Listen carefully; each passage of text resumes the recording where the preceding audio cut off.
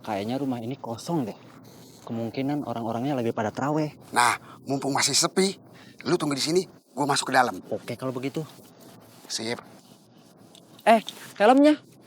Oh iya. Gimana sih?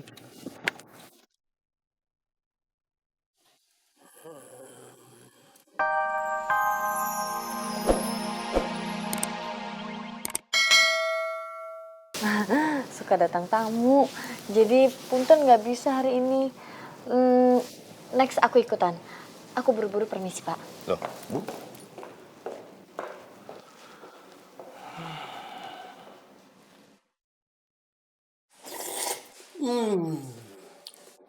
Mantap. Wih, beneran Mang Diman makan sendirian. Gak bagi-bagi. Rakus banget sih Mang Diman. Kolak duren. Udah Sri, biarin aja. Biar dia mabuk duren sekalian tuh. Kayak ada yang ngomong. Kok saya nggak dengar ya? Suaranya ada, orang mana?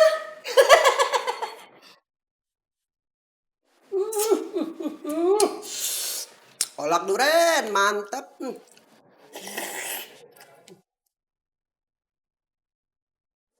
Sri, kita siap-siap aja yuk. Kita kan mau taraweh. Sri! Yuk. Ayo, Akbar. Ya bener baik. Aduh, kolak duren.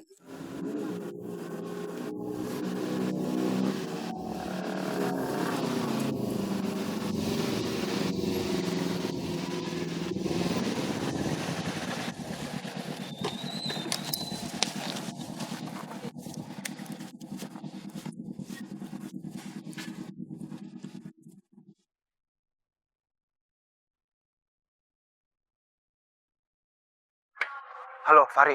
Gini. Oke. Lu dengerin gue dulu ya. Ini sekarang anak-anak aja lagi ngelewatin Kampung Randu. Bentar lagi dia masuk sana. Gue ada rencana. Tapi lo mau nggak ngikutin rencana gue? Wah, selalu siap dong, bro. Kita mah aman, selalu ngikutin lo. Nah, nanti gue mau anak-anak aja kalau lagi lewat, kalian papasan aja. Tapi jangan seperti kalian mau bikin ribut. Ya. Terus ntar gue dari belakang, gue nggak sengaja, ya kita bikin skenario. Nggak sengaja gue tabrak salah satu anak-anak Kampung Randu, salah satu temen lo, ya. Nanti di situ lo ribut. Anak-anak Kampung Randu pada emosi semua sama gue, tapi nanti lo yang Allah Subhanahu wa taala yang bertakwa. Lalu kemudian jamaah hadirin Bapak dan Ibu, para pemuda dan pemudi yang sama dirahmati dan dimuliakan oleh Allah Subhanahu wa taala. Ada berapa macam zakat tersebut? Zakat di dalam Islam, kalau kita melihat secara global itu ada dua. Yang pertama adalah zakat fitrah dan juga ada yang namanya zakat mal. Apa itu zakat fitrah? Zakat fitrah adalah mengeluarkan sebagian dari makanan pokok untuk dikeluarkan bagi mustahiknya. Kalau kita adalah apa tuh? Beras. Makanan kita di Indonesia apa Bapak dan Ibu-ibu?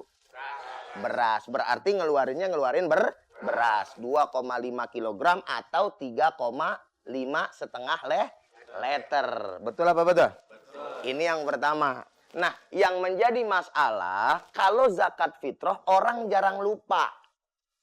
Tapi kalau zakatul mal, nah ini yang pertama nih. Yang kedua maksud saya. Zakatul mal, ada orang yang bukan lupa kali ya. Lebih tepat belaga lupa. Betul apa betul? Karena bicara yang namanya harta, zakatul mal, ini lebih berat. 2,5% kalau misalkan punya duit 2 miliar aja 2,5%-nya kan lumayan tuh. Nah bagaimana kemudian untuk bisa mampu mengeluarkannya? Ini dibutuhkan iman. Kalau zakat fitrah kewajibannya keseluruhan. Bahkan yang kelihatannya orang miskin pun, kelihatannya orang miskin Bapak Ibu nih, tetap ngeluarin. Asal selama dia punya makanan buat besok. Dia punya makanan buat besok nih. Lalu kemudian itu hari bulan Ramadan dia harus keluarin yang namanya zakat fitrah, dia keluarin. Kalau misalkan zakatul mal ada aturan-aturannya, yaitu di mana harus mempunyai sampai nisabnya hitungannya dan sampai haulnya atau 1 tahun tersebut sudah mencapai daripada apa yang dikadarkan dalam syariat Islam. Insya Allah. Nah, ada lagi selain 2 tersebut. Apa itu? Salah satunya yang ada diterangkan dalam hadis Bukhari. Bahwa ternyata selain 2 ini yang harus kita keluarkan zakat, ada juga namanya rikaz. Apa itu Bapak Ibu yang namanya rikaz? Rikaz itu merupakan barang temuan. Harta karun. Ya, kenapa dibilang harta karun? Tahu nggak? Bapak dan Ibu tahu nggak nih harta karun? Kenapa dibilang harta karun? Karena punyanya si korun. Jadi paling banyak harta itu terkenal di dalam Islam, ya kan? Sejarah itu kan korun. Korun itu kan orangnya sombong. Nggak mau ngeluarin zakat. Akhirnya Allah Subhanahu wa Ta'ala terbalikin tuh hartanya, pendem.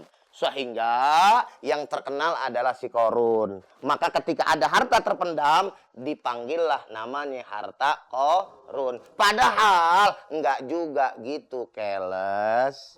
Siapa tahu ada harta orang lain, bukan semata-mata hartanya si korun. Betul apa betul?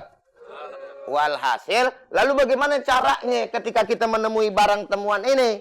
Yaitu harus mengeluarkan zakatnya. Hanya saja ternyata berbeda. Kalau misalkan zakat 2,5%, tapi kalau misalkan zakat daripada rikas atau barang temuan atau harta karun, itu 1/5 atau 20. Alek, ayo kita sholat berjamaah. Tapi saya masih nggak pantas untuk sholat. Saya terlalu kotor dan terlalu banyak dosa untuk sholat. Puasa aja nggak pernah, apalagi sholat, Bang. Kalau kamu merasa kotor, berarti harus punya keinginan untuk bersih. Karena orang yang merasa dirinya kotor, itu pasti ada keinginan untuk memperbaiki diri. Tapi kalau orang yang udah merasa dirinya benar, bersih, itu tidak ada kecenderungan untuk memperbaiki diri. Apakah orang kotor seperti saya akan diterima ibadahnya sama Allah? Saya terlalu jahat jadi orang, nggak ada baik-baiknya. Apakah Allah akan mengampuni semua kejahatan-kejahatan saya, dosa-dosa saya itu? Tidak ada dosa yang tidak diampuni oleh Allah, kecuali musyrik. Jadi, kalau sekarang belum puasa, ayo besok kita puasa. Kalau sekarang belum sholat, ayo kita sholat. Tapi namanya ibadah, itu tidak bisa dipaksakan. Itu tergantung keinginan masing-masing. Tapi kalau belum mau ya terserah aja. Tapi urusan ibadah diterima atau tidak itu urusan Allah. Hanya Allah lah yang tahu. Yang penting sekarang kita melakukan apa yang terbaik. Ibadah karena Allah sebaik mungkin dalam menjalankan ibadah. Semua karena Allah, niat karena Allah dalam melakukan ibadah. Tunggu, Bang. Saya mau ambil air dulu. Mau ikut sholat nggak? Lu duluan aja deh, ya. Ya. Pak.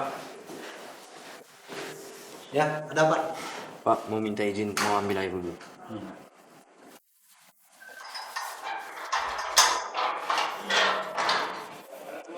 Makasih ya.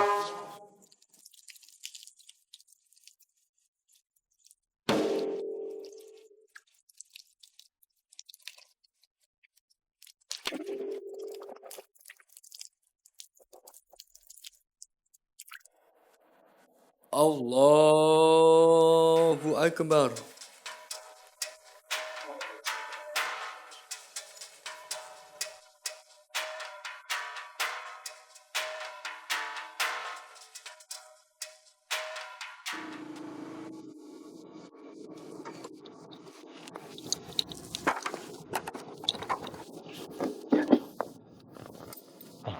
Kayaknya rumah ini kosong deh. Kemungkinan orang-orangnya lagi pada traweh. Nah, mumpung masih sepi, lu tunggu di sini, gua masuk ke dalam. Oke kalau begitu. Sip. Helmnya? Oh iya. Gimana sih?